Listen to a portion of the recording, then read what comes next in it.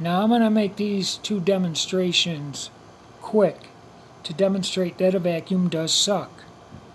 And it is not the outside pressure doing much of anything but the vacuum. Now with this plastic bottle, I'm going to press it together and disperse the air out in one fluid motion, get it out,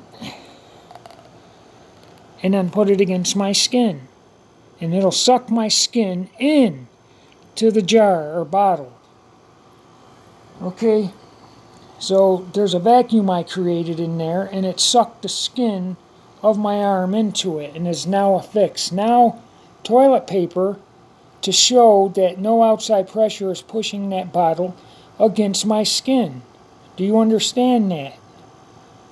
The outside pressure is not sentient and has no IQ and doesn't know what's going on in the bottle. Okay? Now, with a plastic soda bottle, I'm going to suck the air out with my mouth, and it's going to be the sucking force that I apply to this bottle that is going to collapse the walls of the bottle or draw them in together like that. Okay?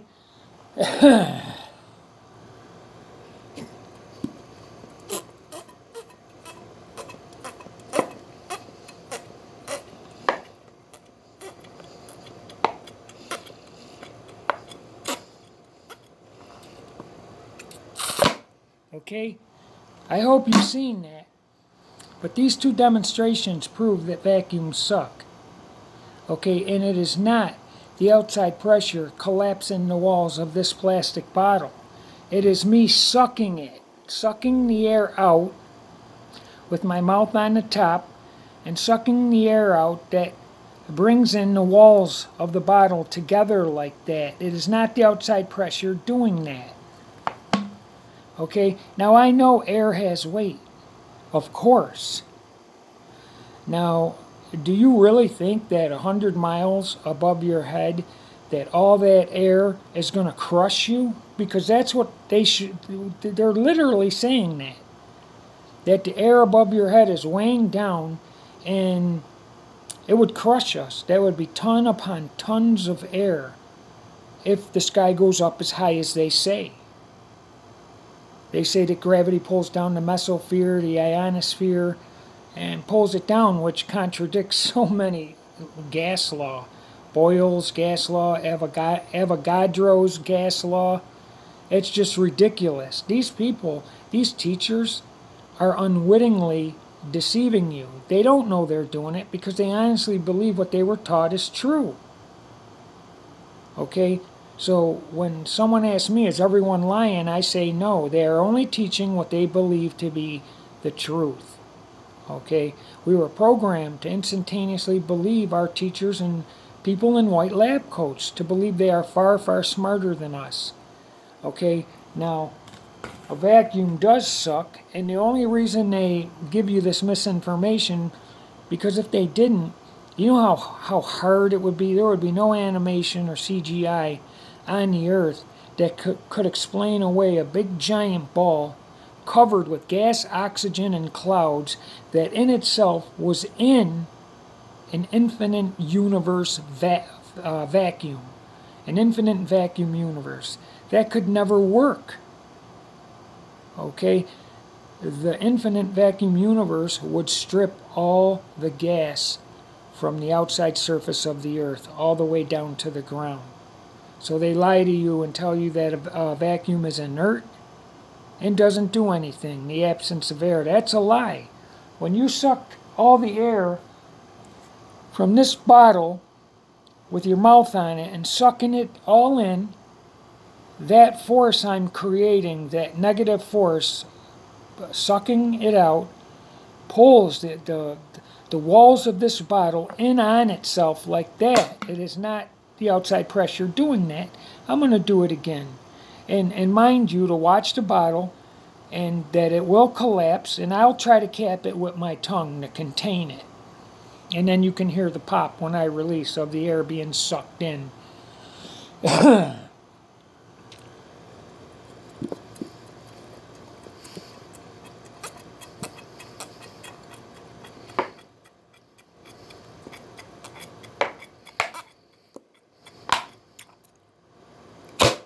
Okay?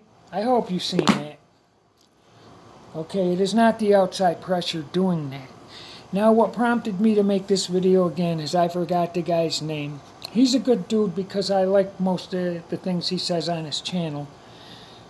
But he is, you know, when you awaken to the truth, one of the major things you realize is that you only believe the things that you believed in because you instantaneously believe them. Like I said, anyone in a white lab coat, it's like a state of hypnosis we go into. Like the news jingle, dun, dun, dun, dun. It puts people in a state of hypnosis, okay, where we instantaneously believe everything they say with no thought, no logic, no verification. It is a trust we were programmed to have beginning in kindergarten, to instantaneously believe everything, 80% of which we don't understand. And that's what we were taught, and that's why they get away with all the lies they tell. NASA has 3 different press releases on why they don't have the technology to go back to the moon. They erased it, then they say they sold it to an intern, then Don Pettit says it was destroyed and a painful process to build back again. CNN, Fox News articles, science wants to move the Earth, Sun, and all the fake planets to another location in space to avoid killer asteroids. Okay, they can get away with that because we are programmed to instantaneously believe everything they say. And at least 70% of the truth, when you awaken, you have realized that you can no longer instantaneously believe what these people are saying. They're not lying. They're just teaching things that they honestly believe to be true. And they were taught this from people they were taught to immediately trust. Okay, when I told my brother 5 years ago, did you know the Earth is spinning faster than a bullet at the equator? 1,038 miles an hour? I wasn't lying to him because that's not true. The Earth is not moving. But at the time I thought it was because I instantaneously believed these things I was taught. I wasn't lying to him. I was unwittingly fudging the truth. Okay, now, again, with one fluid motion, I can drive all the air out. Okay, and I'm going to do that by pressing it in. I got to be careful because it might break. All right, and that's going to want to suck. When I release it, it's going to want to suck in the air. So to prove it's not the air rushing back in on its own accord, I put it against my arm, the skin. And it sucks the skin into that jar or into this bottle. Okay? And again, there is no outside hundreds or thousands of tons of air above our heads and all around us that is pushing that bottle against my arm. Or this thing, you see, just my breath can move it, but I don't see anything else. All this surrounding air pressure that they love to say is doing all the work. It isn't doing anything. What's going on is I created a vacuum within this jar, this bottle, okay? And that's what's affixing it to my skin, sucking my skin in. I'm going to do it better because I want to hear that pop. You see that? It's sucking my skin in. You can feel it. Okay? Anyway, vacuums do suck. That's why that little device over there in the corner, which sucks up debris from your rug, is called a vacuum. There are many truths in plain sight. Okay? They call that a vacuum because it sucks up debris. And they call an airplane because it's a craft that flies in the air over a plane. Okay? Now what made me want to do this video again is because one guy tried to tell me some complete nonsense when I told him in a post that the old decorative pieces that old ladies would hang on their glass window with a suction cup, a rubber suction cup or whatever, they put the suction cup against the pane of glass and push it in to disperse the air, same as I did with the plastic bottle, and they would create a vacuum in that suction cup, and that would affix it to the glass pane.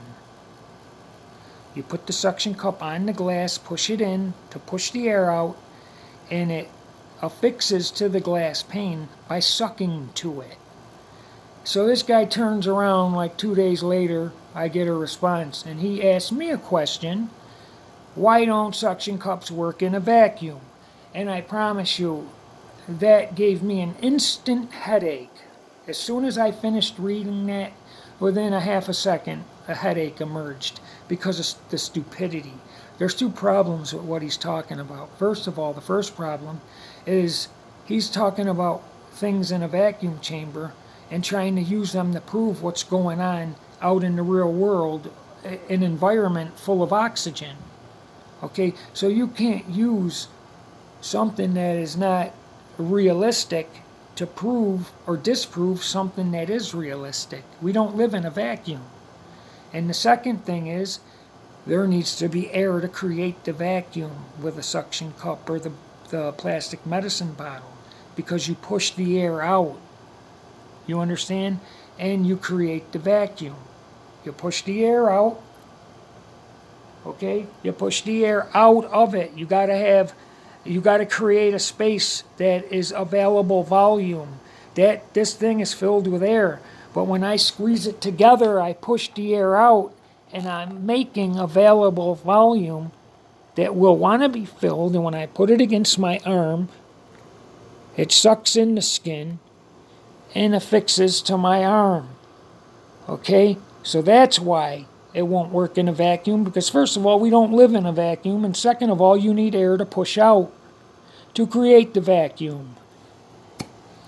Okay? So people, I've noticed, could care less about the truth. I don't even think they realize it. They don't care about the truth. They just want to maintain the nonsense that the people they idolize and trust with all their heart. There's no way that some guy on YouTube is right over these other people, these esteemed people sitting at desks with white lab coat and picture frames with little gold ribbons at the bottom of them, their diplomas and such. Okay? And then they tell me, oh, well, if you don't believe in science, you got to throw everything that was invented by science away. And they don't understand there's a major difference between a scientist and an inventor. That title of scientist didn't even come into being until around 1830. Okay, these inventors are not scientists. They were inventors. So, but people love to confuse this. They cannot comprehend the truth. And we are lied to or deceived or misled unwittingly because they need us to believe that the earth is in the middle of an infinite vacuum universe covered in air, gas, oxygen, and that it can maintain itself, surrounded by an infinite vacuum universe. If that were true, you wouldn't be watching this, and we wouldn't be here, because all the air would be violently sucked into the low pressure system of what they call outer space. High pressure flows to low pressure. Okay? And vacuums definitely suck. And the one major experiment I'm going to do is the one where these, I don't want to call them scumbags, but I don't think I have another title for them, but they get a glass jar and they drop a match in it, which burns away the oxygen. They drop the match in it, and then they put a hard-boiled egg over the top. And as soon as that match burns away all the oxygen, a vacuum is created, and it sucks the hard-boiled egg in. And they'll tell you that the outside pressure to the left, right, front, and back, and over that hard-boiled egg, the outside air pressure is pushing that egg into the jar. This is a blatant lie. It is a terrible lie. So I'm going to do this experiment. I've done it before, but this time I'm going to make a paper box with the front open So you can see that when that egg gets sucked into the jar, not any movement of the paper box, very thin, will not move. There will be no air pushing past that paper box. Not a cardboard heavy one, although I could use it to show that what is going on occurs when you create the vacuum in the glass jar by burning the oxygen away with a lit match or a piece of paper on fire. That consumes the oxygen and creates a vacuum and creates a negative force that's a pulling, sucking force. Okay? That available volume wants to fill itself. Okay? And when it comes into contact with anything that it could fill itself, be it air, skin, or whatever, it's going to suck it in. Alright, so we are blatantly misled about vacuums because, you know, per any reasonable scale, the Earth would be smaller than a grain of sand itself within an infinite universe vacuum.